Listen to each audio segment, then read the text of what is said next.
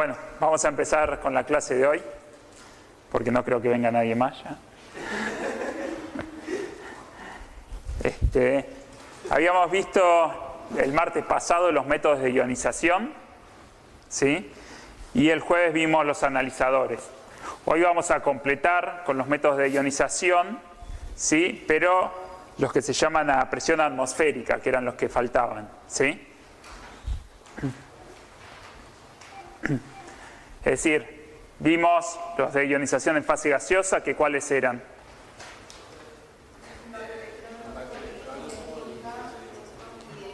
Ionización por campo, muy bien. ¿Algún ejemplo de ionización en fase condensada? MALDI, ¿sí? Desorción por láser o MALDI. Y hoy vamos a ingresar en este grupo, ¿sí? Técnica de ionización en fase líquida a presión atmosférica.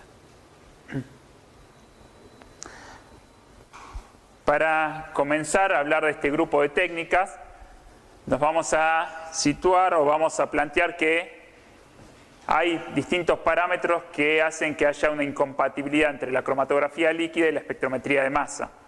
Por eso, las primeras técnicas cromatográficas que se acoplaron a masa fueron las de cromatografía gaseosa. ¿Por qué se daba esto? Porque, por ejemplo, HPLC, ustedes saben, opera en fase líquida, mientras que en general la espectrometría de masa opera en fase gaseosa. Trabaja a temperaturas cercanas a la temperatura ambiente, 25 a 50 grados. Acá se opera a temperaturas mayores, hasta 350 grados. No hay limitación prácticamente en cuanto a los tipos de muestras que se analizan por cromatografías líquidas, no hay limitaciones de peso molecular. Podemos utilizar buffer en la fase móvil, mientras que todos estos parámetros no son compatibles con la espectrometría de masa, ¿sí? Tiene limitación de peso molecular, eso lo fuimos viendo a partir de los distintos métodos de ionización o los analizadores que se utilizan. Esto hace que, por ejemplo, si un flujo convencional de los que se utiliza en cromatografía líquida, por ejemplo, de 1 mililitro minuto, se lo pasa, este flujo líquido podría generar un flujo de gas similar a 180 mililitros minuto, ¿sí? O en TOR tienen estos valores. Es decir, que los valores, si todo lo que proviene del HPLC, de ese flujo, que puede ser 1 mililitro minuto, 2 mililitros minuto, lo habitual de HPLC, lo pasan a fase gaseosa, genera flujos de gases que están prácticamente 100 veces superiores a lo que tolera o lo que acepta la espectrometría de masa. Entonces, de alguna forma, había que solucionar esta incompatibilidad, es decir, plantear una interfase que permita reducir ese flujo de gas tan grande que se formaría al tratar de conectar directamente la interfase de un HPLC con un espectrómetro de masa. Se plantearon distintas soluciones. Una podía ser aumentar la capacidad de bombeo, o eliminar parte del solvente, hacer split. Ustedes ya saben lo que es split, ¿sí? Ya tuvieron trabajo práctico de GC. ¿Qué era el split?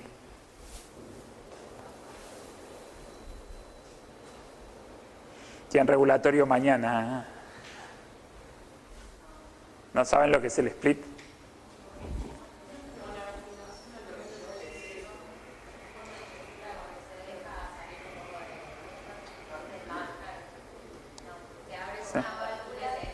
Exacto, en la zona del inyector del GC, ustedes tienen una válvula que si la abren permite ventear parte de eso que se está volatilizando de esa muestra y que solo una pequeña proporción llegue a las columnas. Se usa principalmente cuando se trabaja con columnas de tipo capilares, ¿sí? Que tienen que inyectar un volumen muy pequeño. Por ejemplo, ustedes inyectan con la jeringa 1 microlitro y llega a la columna 1 en 100 de eso que sembraron, nada más si tienen un split abierto, por ejemplo. Bueno, se planteaba hacer split, por ejemplo, a la salida de un HPLC. Pero ustedes saben que al hacer split, además de perder del solvente, estarían perdiendo parte de la muestra también. Por lo tanto, se disminuiría la sensibilidad de la técnica, por lo cual no era recomendable. Hacer un split con enriquecimiento de la muestra es muy difícil. Por todas estas dificultades surgieron estos métodos de ionización a presión atmosférica, es decir, generar interfaces que permitieran hacer compatible un HPLC con un espectrómetro de masa.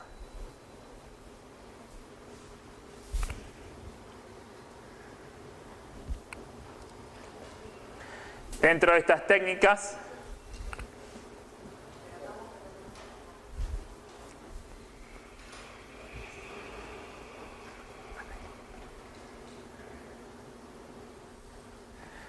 podemos mencionar distintos tipos. Empezaron con bombardeo con átomos pesados, haces de partículas. En 1983 recién se desarrolló el termospray, por ejemplo. Y luego tenemos las más modernas, ¿sí?, que arrancan a partir de 1986 con ionización química a presión atmosférica. Vamos a ver que es similar a la ionización química que se usa en fase gaseosa, tiene algunas pequeñas variables. Fotoionización a presión atmosférica, ionización láser, electrospray, ¿sí? Todas son técnicas llamadas API, pero lo que cambia es la forma en la que producimos la ionización.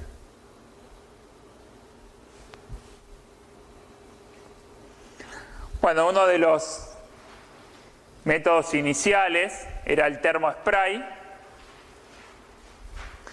en el cual en esta zona tenemos el ingreso o la conexión a la columna de HPLC. En esta zona estaría entrando la muestra líquida. Vamos a tener una zona donde se forma una nebulización, se forman pequeñas gotas y se va produciendo la desolvatación de esas gotas por acción de la temperatura. Y podemos tener un electrodo que haga una descarga en esta zona y un electrodo repulsor en esta zona que nos ayuda a enfocar los iones que queremos analizar hacia esta zona donde está el analizador de masas, ¿sí?, propiamente dicho, el que separa en función de su relación masa-carga. Y en esta zona se aplica vacío para eliminar las moléculas neutras, por ejemplo, o el solvente que se está evaporando en esta zona. Ahora vamos a ver bien cómo es que ocurre la ionización en esta zona.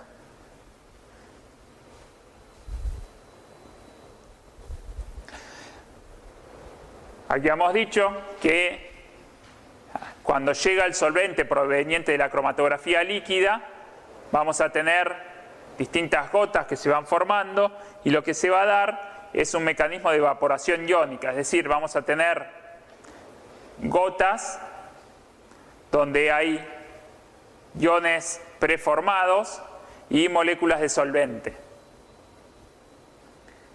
Al producirse la desolvatación, se van concentrando las cargas en esas microgotas y termina provocando que haya repulsiones columbianas, ¿sí?, fuerzas columbianas repulsoras, que provocan una evaporación iónica y obtenemos los iones. Por lo tanto, para que pueda utilizarse este mecanismo de termospray, es fundamental contar con iones preformados en la muestra.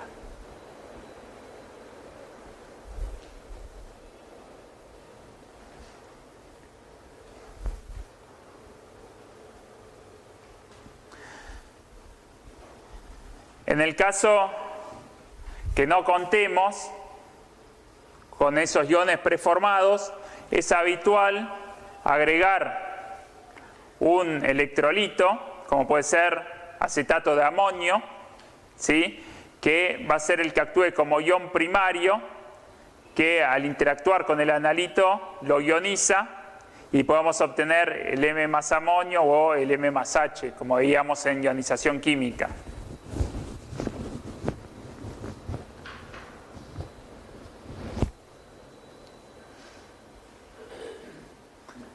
Por lo tanto, es necesario, para ampliar el rango de analitos que se pueden analizar, agregar a la fase móvil precisamente este tipo de electrolitos, que sean los que proporcionen las cargas preformadas.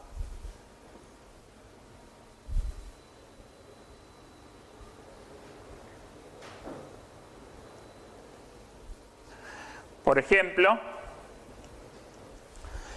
cuando hacen un análisis de espectrometría de masa utilizando el termospray, se obtiene un espectro de esta forma, para el caso de esta molécula, en la cual pueden ver que se forma el M más amonio, por ejemplo, se forman aductos con ese electrolito que estamos agregando, podemos obtener el M más H también, y en general el grado de fragmentación suele ser bajo, ¿sí? En este caso la molécula se fragmenta en esta zona y acá observamos el fragmento de 177 y el de 184.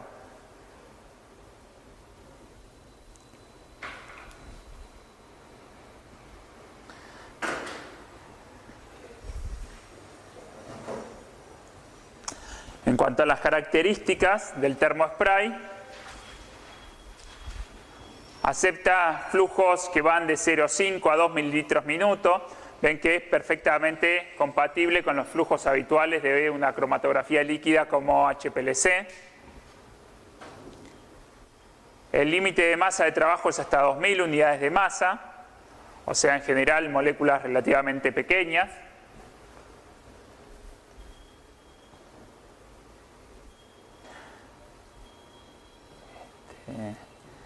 Bueno, la adición de un electrodo de descarga aumenta el tipo de compuestos a analizar, porque al producir la descarga con ese electrodo que estaba en la cámara de ionización, podemos favorecer que se formen iones cargados de moléculas que antes no lo estaban, por ejemplo, por alguna oxidación, por ejemplo.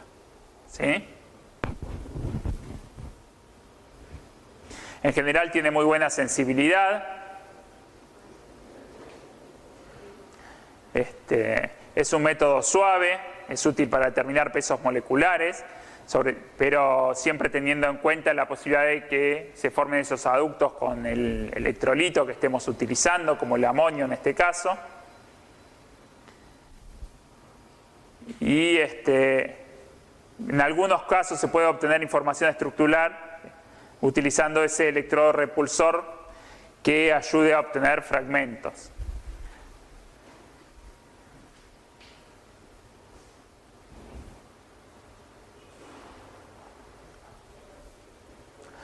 Otra de las técnicas que se utilizan ya dentro de las técnicas API es la ionización química a presión atmosférica. En este caso tenemos el ingreso del solvente que proviene de la cromatografía líquida.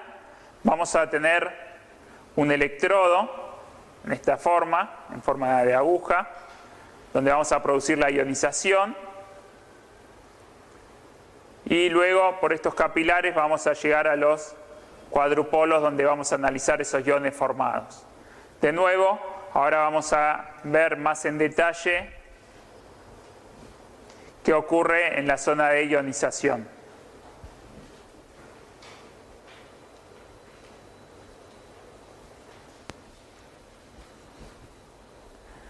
Vamos a tener la zona donde proviene el flujo proveniente del HPLC.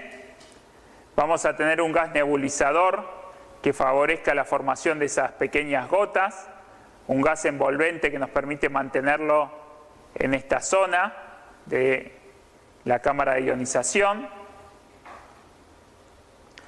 Vamos a tener un electrodo de descarga en esta zona para producir la ionización, y una vez que se formen los iones los vamos a enfocar. Si recuerdan que siempre teníamos estas rendijas de enfoque hacia el analizador, ¿sí? Esta es la óptica de transmisión, y acá ya vamos a tener el analizador. ¿Cómo es que ocurre la ionización en esta zona? En el caso de ionización química, ustedes recuerdan que ionizábamos primero al gas y el gas era el que impactaba con nuestro analito para producir la ionización. Bueno, en ionización química vamos a producir un aerosol conteniendo al analito y a las moléculas del solvente. Va a haber evaporación, formación de pequeñas gotas y se va a formar el gas reactivo. que en este caso va a provenir principalmente por reacciones con el solvente, por ejemplo. Se van a producir estas reacciones entre los iones formados y la molécula que van a terminar permitiendo obtener los iones del analito.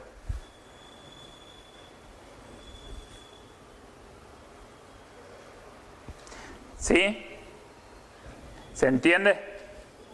O sea, como acá estamos teniendo el solvente mayoritario y por acción de ese electrodo de descarga, vamos a favorecer ya directamente la formación de el gas reactivo a partir de esta molécula del solvente que van a terminar produciendo la ionización.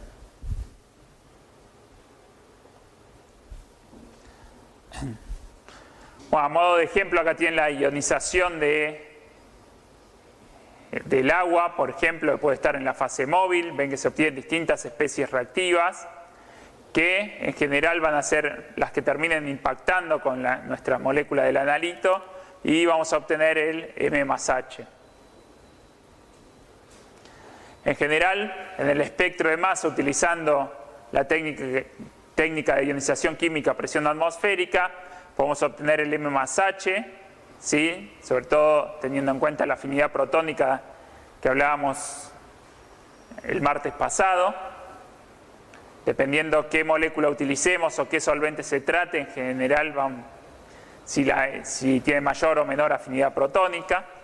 Podemos obtener el M+amonio en el caso de estar utilizándolo como electrolito o en la fase móvil, o el M+solvente, puede haber formación de aductos, por ejemplo. Esto es lo habitual, sí, yo les había dicho, en general se trabaja en modo positivo. En caso de querer ver iones negativos también se puede utilizar y en general se obtiene el M-H en este caso.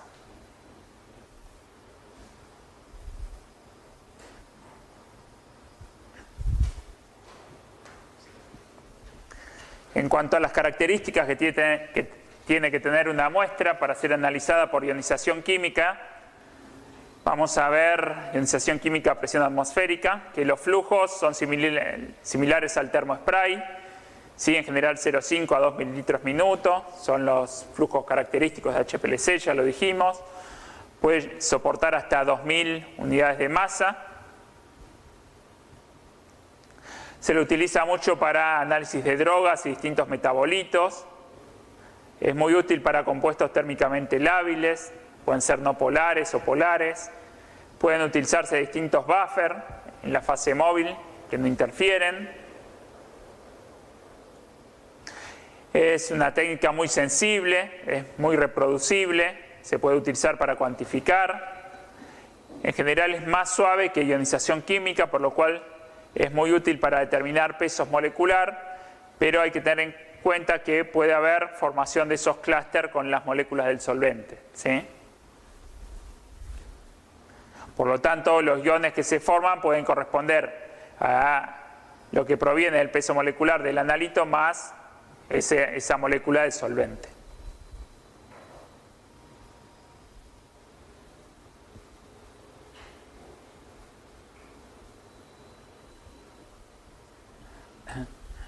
Bueno, aquí tienen a modo de ejemplo el análisis de 5 benzodiazepinas realizado por ionización química a presión atmosférica. En el primer caso, ¿a qué corresponde este gráfico? ¿A qué modo?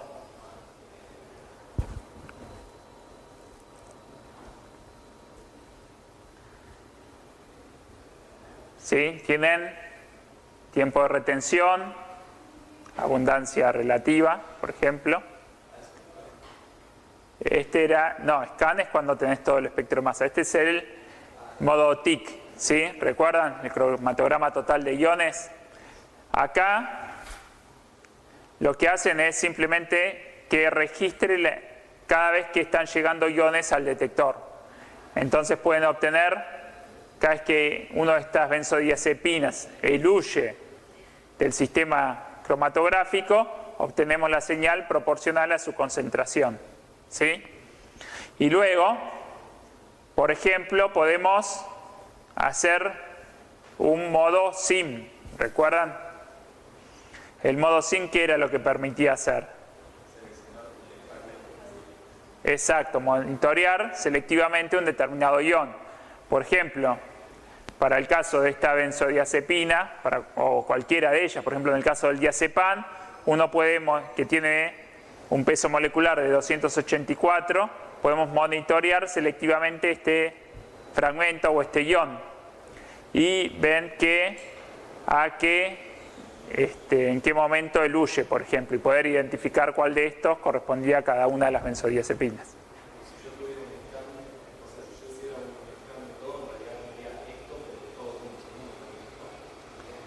O sea,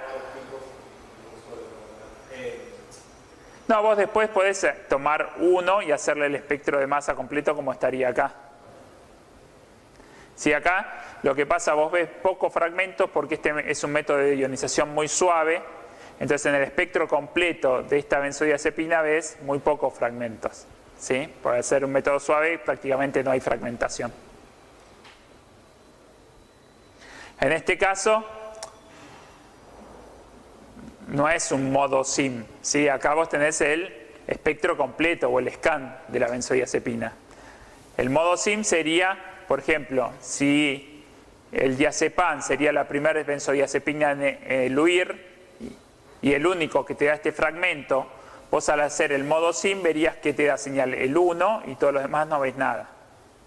Entonces ahí estás trabajando con el modo SIM, por ejemplo. ¿De acuerdo?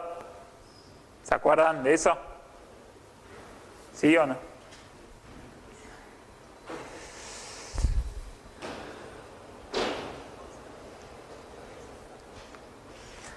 Bueno, acá tienen otro ejemplo, ¿sí? De análisis de carbamatos por ionización química a presión atmosférica. Por ejemplo, tiene un extracto de tomate que contiene 11 carbamatos. Acá tienen el espectro de masa en el modo TIC, como se vería. Y acá el mismo cromatograma midiendo absorbancia a 254 nanómetros. Ven que al medir a esta longitud de onda podemos tener muchos componentes de la muestra que no absorban a esa longitud de onda. En cambio, todos se van a ionizar, ¿sí? Al pasar por la cámara de ionización. Entonces, podemos detectar mayor cantidad de analitos que utilizando simplemente una medición de absorbancia. Bueno, después de obtener el espectro de masa en modo TIC, como en este caso, podemos, por ejemplo, monitorear, ahora sí, por el modo SIM, distintos fragmentos. ¿Sí? Por ejemplo, monitoreamos el masa carga 163 en este caso. Entonces, ven de todos estos que están eluyendo, cuáles son los que al ionizarse y fragmentarse dan el masa carga 163. En el segundo caso monitorean el 116 y ven todos los que lo dan. En este caso el 222 hay uno solo que lo produce, ¿de acuerdo? Por eso, en estos casos, que hay uno solo que lo produce, ya está, nos sirve para identificar a qué señal corresponde. Pero en estos casos conviene en el modo SIM seleccionar 2 o 3, habíamos dicho, para hacerlo más específico. ¿Sí? Ahora sí recuerdan lo que era cada uno de estos, el modo SIM, el modo TIC.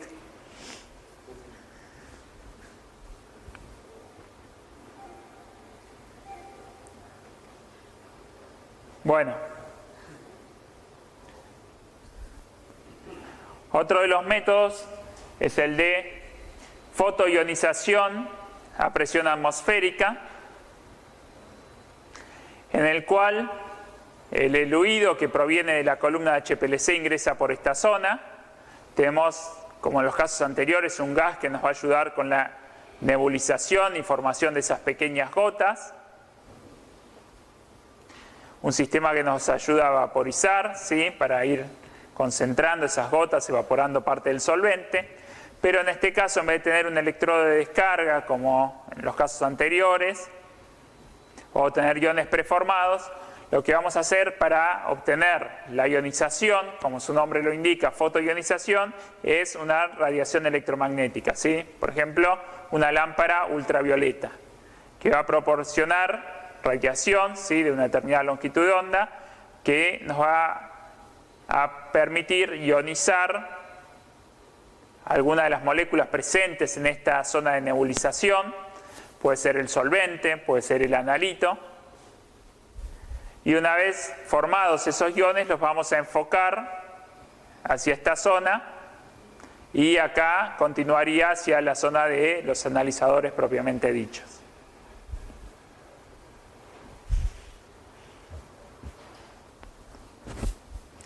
En el caso de la fotoionización, vamos a poder lograr que la radiación que aportamos, la energía que aportamos en forma de radiación electromagnética sea suficiente para producir la ionización de nuestro analito, o que esa energía, esa radiación electromagnética también pueda producir la ionización de moléculas de la fase móvil, por ejemplo, del solvente, en función del exceso de energía con el cual quedan estas moléculas excitadas. Va a haber reacciones de disociación donde podemos obtener dos moléculas neutras, por ejemplo. Puede haber un decaimiento radiactivo, ¿sí?, como en el caso de fluorescencia, donde ese exceso de energía de la molécula excitada, la molécula del analito excitada, se emite en forma de radiación electromagnética. Puede haber reacciones de quenching, esto ya lo vieron en fluorescencia. Y cuando la energía aportada es mayor que la energía de ionización, vamos a obtener la ionización de nuestro analito. O puede haber ionización de moléculas del solvente también.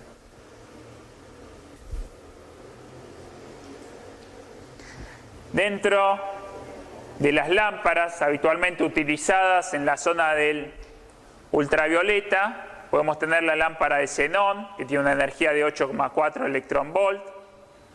Podemos tener la lámpara de kriptón, de 10 electronvolt. Lámparas de argón, de 11,2 electronvolt. Y según la energía de la lámpara, va a ser los analitos que podemos ionizar, ¿sí? Por ejemplo, esta lámpara va a permitir ionizar a todos los compuestos que tengan energías de ionización inferiores a 11,2 electronvolt, es decir, todos estos.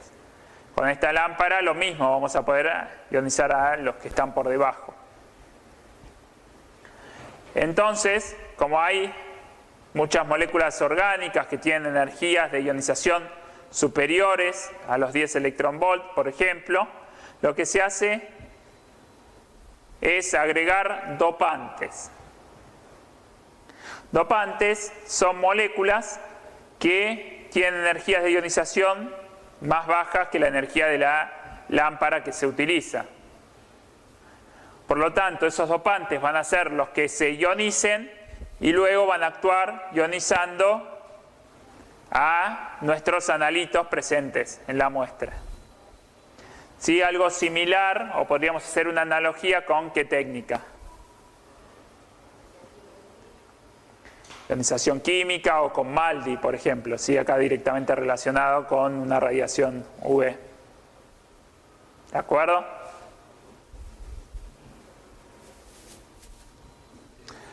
De hecho,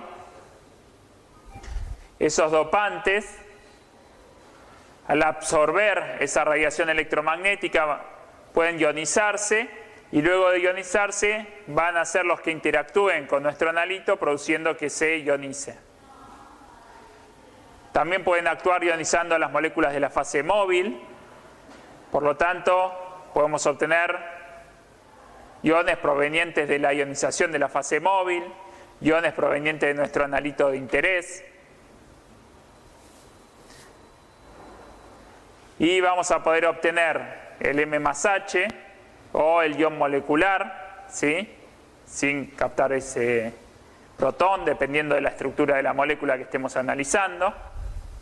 Bueno, también se puede trabajar en modo negativo. Y aquí a modo de ejemplo tienen el análisis de pesticidas por cromatografía líquida HPLC masa, en el cual en el primer caso utilizan la técnica de fotoionización a presión atmosférica sin el agregado de esos dopantes, en este caso acetona. Ven la cantidad de analitos que pueden detectarse en la muestra, y luego la misma muestra de pesticidas utilizando acetona como dopante.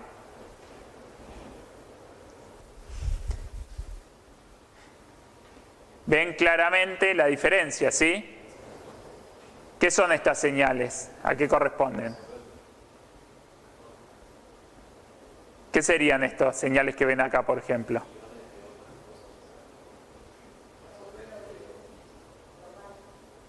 No, solvente tampoco, el solvente estaría todo el tiempo.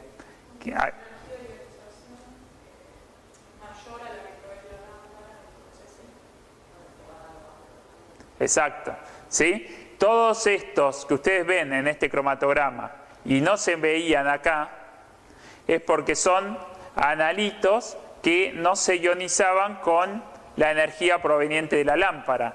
Por lo tanto, no daban señal al no producir iones. Ahora, al agregar la acetona como dopante se va a ionizar y va a producir luego la ionización de estos analitos. Por eso, ahora sí podemos detectarlos y antes no los veíamos.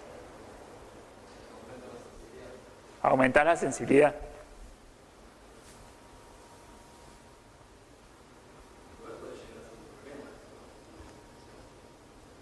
¿Por qué? Porque capaz, si estás buscando algo específicamente, digamos, si no sabes bien cuándo es la masa de mina que sea capaz de todo esto y no sé, puede ser que te traiga, me da la sensación que... No, en general te mejora la sensibilidad. Por ahí te trae problemas en el sentido de que vos querés analizar Entonces, si vos querés analizar esto, que ya sabés que se te ioniza con la energía de la lámpara, capaz que al agregar un dopante se te está ionizando otros analitos que pueden interferir en la cuantificación, si querés cuantificar por área, por ejemplo. Pero en general, al aumentarte la sensibilidad, mejora el análisis.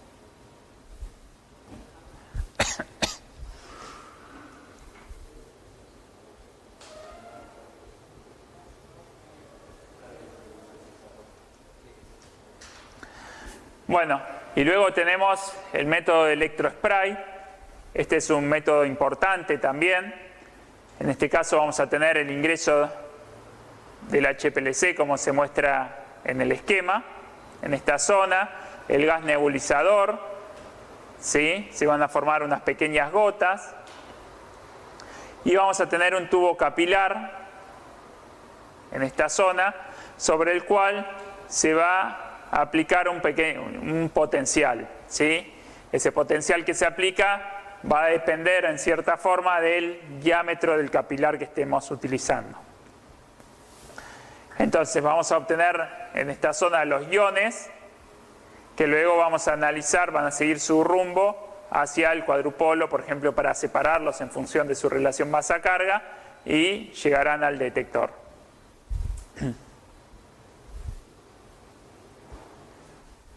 Bueno, este es un ejemplo de lo que sería una fuente de electrospray, ¿sí? El capilar, ¿sí? La entrada de la fuente, simplemente para que se imaginen cómo es. Pero podemos tener distintos tipos de electrospray. Por un lado, electrospray convencional, donde por esta zona va llegando la muestra y por la aplicación de este potencial, en este caso de 3 a 6 kilovolt, se va a producir la formación de cargas, de iones cargados, ¿sí? En general, en este electrospray convencional podemos trabajar entre 5 y 1 microlitro minuto, o sea, sería prácticamente 1 mililitro minuto, que es lo que se podría asemejar a un HPLC, por ejemplo. Y luego tenemos para capilares más pequeños, como el microelectrospray, que el potencial aplicado varía entre 1 y 3 kilovolt y acepta flujos hasta 5 microlitros minuto, y el nanoelectrospray que acepta flujos incluso mucho menores, y el potencial que se aplica también es menor, entre 0,5 y 2 kilovolt. Y ven que en nanoelectrospray estamos en el orden de nanolitros minuto, que podría asemejarse. ¿Qué técnica separativa utiliza un volumen tan pequeño?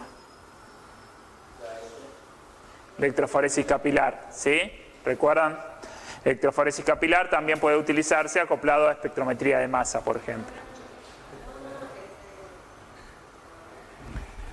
Entonces, lo que va a ocurrir cuando se formen esas gotas con cargas por la aplicación del potencial es que al evaporarse el solvente se van concentrando las cargas presentes en esa gota, y cuando se alcanza el límite va a haber esas explosiones colúmbicas, es decir, por repulsiones de las cargas que se están concentrando dentro de esas gotas.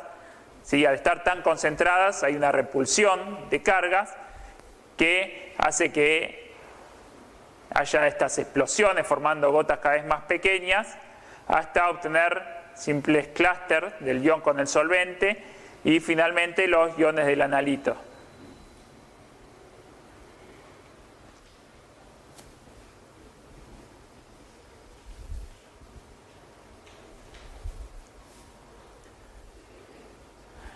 Bueno, en cuanto al proceso de electrospray, es conveniente la formación de gotas pequeñas, ya que cuanto más pequeñas, más concentradas van a estar las cargas y se va a favorecer esas explosiones que llevan a la obtención del ion del analito. Por lo tanto, conviene evitar solventes con elevada tensión superficial o muy densos. Hay que tener cuidado con el potencial que se aplica sobre el capilar. Puede aceptar buffer. Bueno, hay distintos flujos que podemos trabajar según el electrospray, recién lo habíamos dicho. Puede ser nanoelectrospray, trabajando nanolitros minuto, entre 0,5 y 5 microlitros minuto es el microspray, y de 1 a 10 microlitros minuto es el electrospray convencional. Los diámetros de los capilares pueden ir de 1 a 2 micrones para nanoelectrospray, entre 15 y 20 micrómetros para microelectrospray y entre 100 y 200 micrómetros para electrospray convencional. Y lo que se obtiene cuando se hace un análisis de electrospray, por ejemplo, es este espectro de masa, que corresponde al espectro obtenido por electrospray, ionización por electrospray de la mioglobina. ¿Qué pueden decir de este espectro? ¿A qué corresponde cada una de estas señales?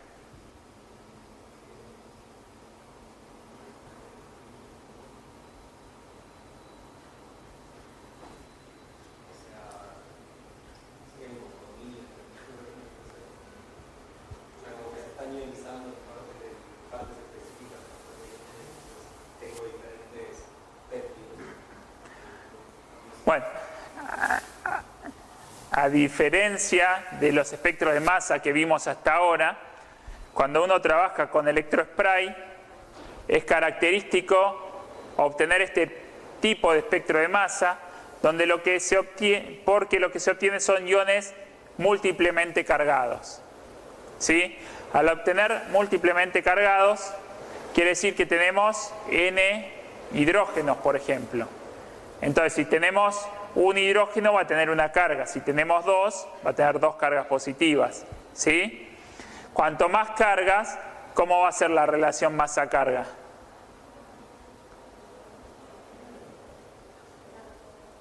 Menor.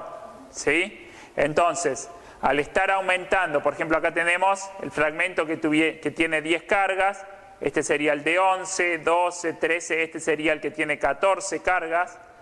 Y así sucesivamente, ¿sí? 15, 16, 17, 18, 19, 20, 21, 22, 23 en este caso. ¿Sí? En todos los casos lo que hacemos es sumar una unidad de masa más por el hidrógeno que está incorporando y dividiendo por un número más en el numerador. ¿Sí? Entonces, esto es característico para proteínas. En este caso, la mioglobina es una proteína que en general, como primera aproximación, ¿cuánto tendría de peso molecular? Si este es el de 10 cargas, está en 1600, sería alrededor de 16.000, por ejemplo, un poquito más, a grosso modo. Es decir que habría limitaciones en cuanto al tipo de analizador que podría utilizarse, ¿sí? En cambio acá, al utilizar electrospray, ven que todas las señales caen por debajo de 2000, ¿sí? Entonces ya cambia el tipo de analizador que también podríamos utilizar, por ejemplo.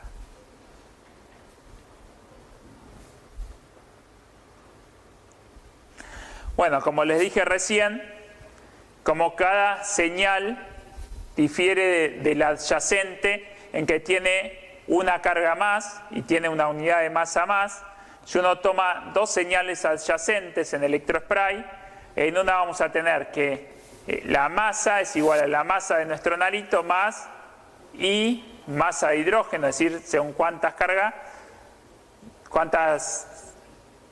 masas de hidrógeno incorporó, si son 10, va a ser más 10 unidades de masa, dividido 10 en este caso, ¿sí? Y si tomamos el inmediatamente adyacente, va a ser el que tenga la masa de la proteína más I más 1, porque tiene un hidrógeno más. Y por lo tanto acá vamos a estar dividiendo por I más 1 también, porque tiene una carga más. ¿De acuerdo? Juntando este sistema para una masa de hidrógeno igual a 1, combinando estas dos ecuaciones, podemos despejar el valor de I. ¿Sí? Sabiendo el valor de I, podemos determinar el peso molecular de la proteína. ¿De acuerdo? Entonces, haciendo este ejercicio con dos señales adyacentes, cualquiera sean, podemos saber a cuántas cargas corresponde y poder determinar el peso molecular de la proteína. ¿De acuerdo?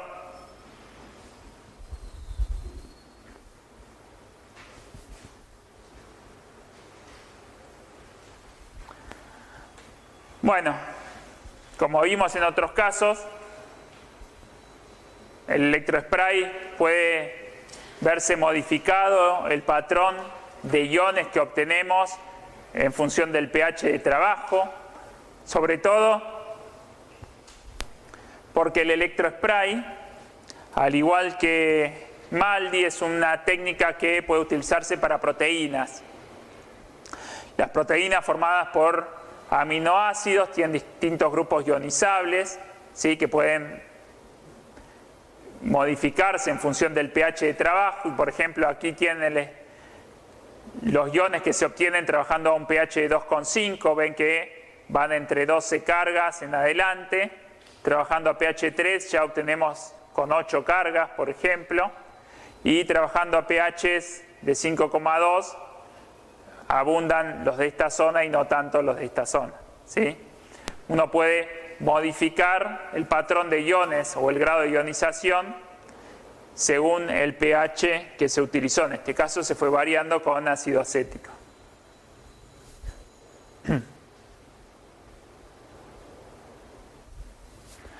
En cuanto a los tipos de analito que pueden utilizarse para hacer un análisis por electrospray, vamos a encontrar que puede tratarse de compuestos iónicos que estén cargados en la solución, compuestos que sean polares o que puedan protonarse o desprotonarse por el agregado de aditivos, por ejemplo, modificadores de pH, como vimos en el ejemplo anterior.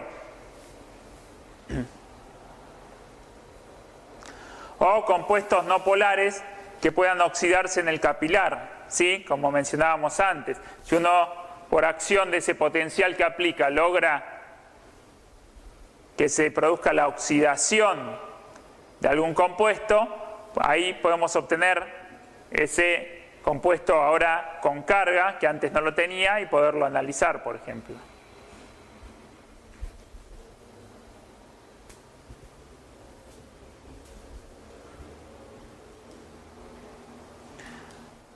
Bueno, ¿alguna consulta hasta aquí?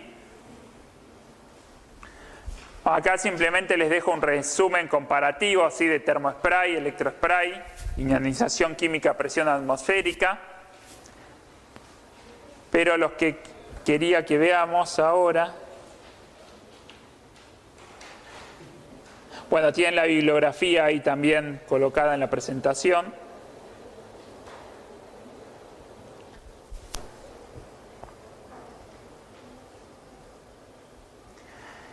Y quería comentarles un poco para englobar todo lo que estuvimos viendo de espectrometría de masa, este ejemplo de un trabajo que utilizan la espectrometría de masa para detectar compuestos desconocidos presentes en agua, para lo cual utilizan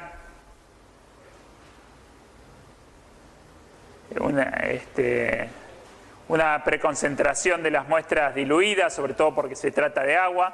¿Saben lo que era? ¿Esto lo vieron? SPE. ¿Sí? Bueno, igual vamos a tener un teórico de preparación de muestra. Este es un sistema de extracción, ¿sí? O preconcentración en fase sólida. Luego se hizo un análisis por HPLC, se utilizó electrospray para poder obtener el peso molecular de esos compuestos y tratar de saber de qué se trata. Se usó un detector de tipo Q-TOF. ¿Qué quiere decir esto?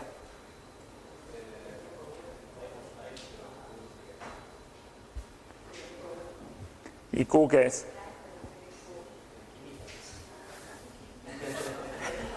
Cuadrupolo. Quiere decir que tienen un cuadrupolo, luego van a tener una región donde pueden volver a fragmentar y después tienen un tiempo de vuelo. Entonces, al tener dos analizadores pueden hacer masa a masa. ¿De acuerdo? Bueno, dice cómo se prepararon las muestras. Bueno, en el primer caso, tienen el cromatograma de las aguas y ven que aparece un compuesto desconocido que tiene un tiempo de retención de 28,11 minutos. Acá tienen el área del pico, ¿sí? Trabajando en modo positivo. ¿Qué tipo de modo de operar el masa es este? ¿SIM, TIC o SCAN?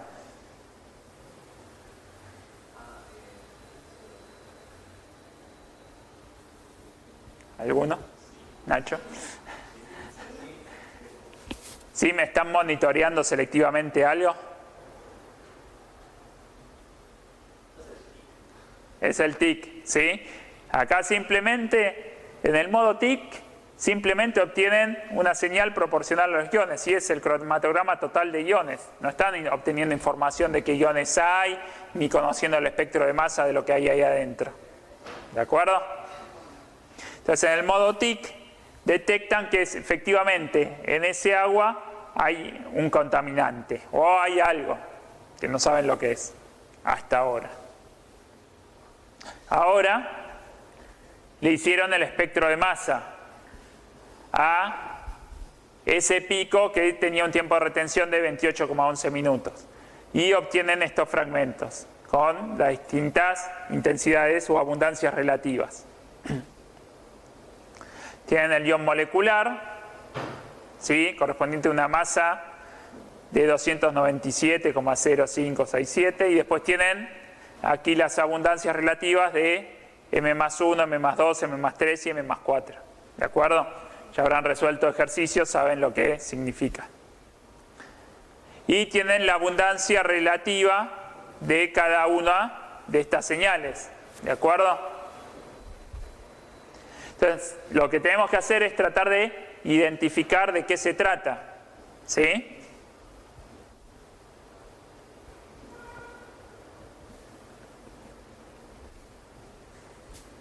Entonces, para cada uno de estos iones, podríamos decir, del M, el M+1, M+2, ¿sí? Lo que se hace es determinar para qué abundancia medimos y determinaron en forma empírica un error que podría tener esa medición de más o menos un 10%, por ejemplo, o 20% para tener mayor rango por las dudas, ¿sí? Dijeron, bueno, esta abundancia, vieron que ustedes cuando calculan, hacen los cálculos, determinan un valor exacto de ese M+1, M+2, M+3, ¿sí? Bueno, cuando lo miden experimentalmente, por las dudas para cubrirse, plantearon un margen de error, un valor central más o menos un 10%, ¿de acuerdo? ¿Hasta ahí se entiende? Entonces obtienen el rango, por ejemplo el M+1 tiene una abundancia entre 13,8 y 20,7. El M+2 tiene una abundancia entre 61 y 74,6. El M+3 una abundancia entre 9,8 y 14,7. Y el M+4 podría tener una abundancia entre 11,2 y 16,8. Con estos datos buscan por composición elemental qué posibilidades hay de obtener ese peso molecular, ¿sí? Y observaron que en este peso molecular de 297,0567, usando un software, en esta estructura podemos tener entre 0 y 50 carbonos, entre 0 y 100 hidrógenos, entre 0 y 20 oxígenos, entre 0 y 20 flúor, entre 0 y 3 fósforos, ¿sí? Porque para llegar a ese molecular, a ese peso molecular, hay muchísimas combinaciones posibles, ¿de acuerdo? O sea, no es tan sencillo. A su vez, teniendo en cuenta el M+2, vieron que por la abundancia relativa que presentaba podía tener un cloro, tiene que dar entre 61 y 76, entonces podría tener 2 cloros, que da 63,93, un azufre no, podría tener 2 cloros y 2 azufres, por ejemplo, que les da 72,82, ¿sí? Entonces, luego de este análisis del patrón isotópico, establecen que, de nuevo, esta tabla, los valores que obtenían al principio, más lo que podrían tener 2 cloros y entre 0 y 2 azufres. ¿Ya se dieron cuenta de qué se trata? ¿No? Con todo esto, buscaron y vieron todas las composiciones que podían cumplir con esos requerimientos, ¿de acuerdo? Entonces esto no era suficiente.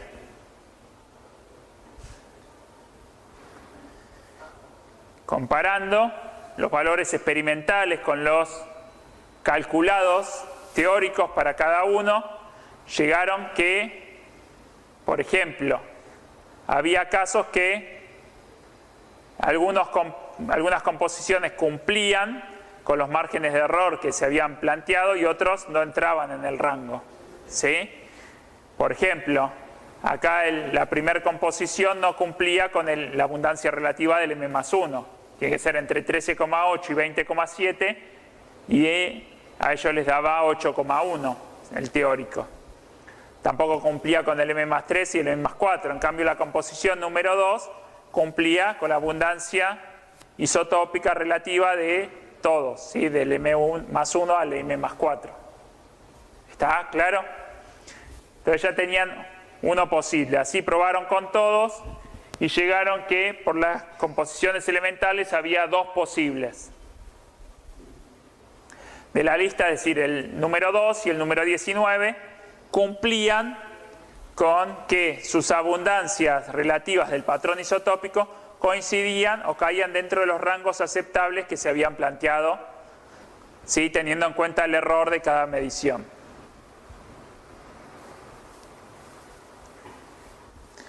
volvieron a ver el espectro de masa del 297 y le hicieron análisis masa-masa, es decir, se había ionizado, obtuvieron el 297 con su patrón isotópico y a ese 297 lo volvieron a fragmentar, ¿sí? Y lo que ven ahí son los iones hijos del compuesto 297 o los nietos del compuesto original, ¿de acuerdo?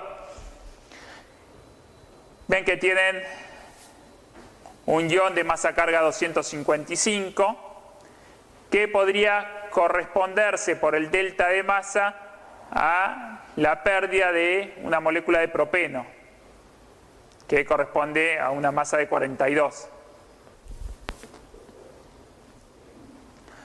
Por lo tanto, con estos datos se vio que ambas estructuras o ambas combinaciones posibles podrían perder una molécula de propeno, por lo cual el masa-masa no los ayudó demasiado. Y buscando en base de datos, llegaron a que uno de ellos correspondía con un compuesto conocido, en este caso con un fungicida de uso veterinario, ¿sí? Que es el edenilconazol.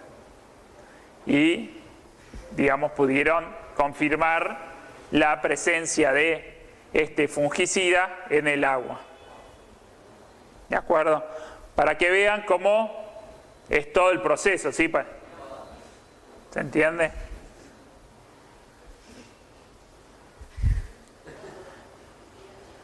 Bueno, entonces confirmaron la estructura. Tiene idéntico tiempo de retención para el cromatograma que un patrón comercial. Esto lo confirmaron a posteriori. Tiene idéntico espectro de masa del pico cromatográfico. Cuando hicieron el masa-masa obtienen el mismo espectro que el patrón comercial. Es factible la pérdida de una molécula de propeno, ¿sí? La estructura. Y bueno, en base a todos estos datos, como la espectrometría de masa lo permite, hicieron un análisis cuantitativo y determinaron que había una concentración de 50 microgramos litro.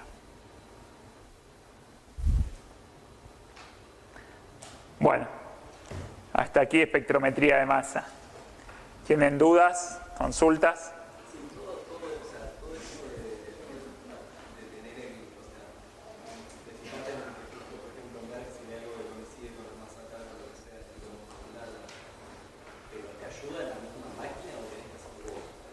No, hoy hay software que te ayudan a comparar directamente, mismo el patrón y todo. Claro, si no, como tienes que pasarte tu vida para identificar un solo. Esto es más porque acá era algo que vos buscabas que era algo conocido. Imagínate si es una molécula desconocida que vos querés identificar un principio activo nuevo. Por ahí esto te ayuda, después tienes que ayudarte a otras técnicas como RMN para saber bien la estructura, ¿viste? Cuando es algo totalmente nuevo no lo vas a encontrar. Pero en general, cuando uno busca algo que puede ser un contaminante, te basás en bases de datos también.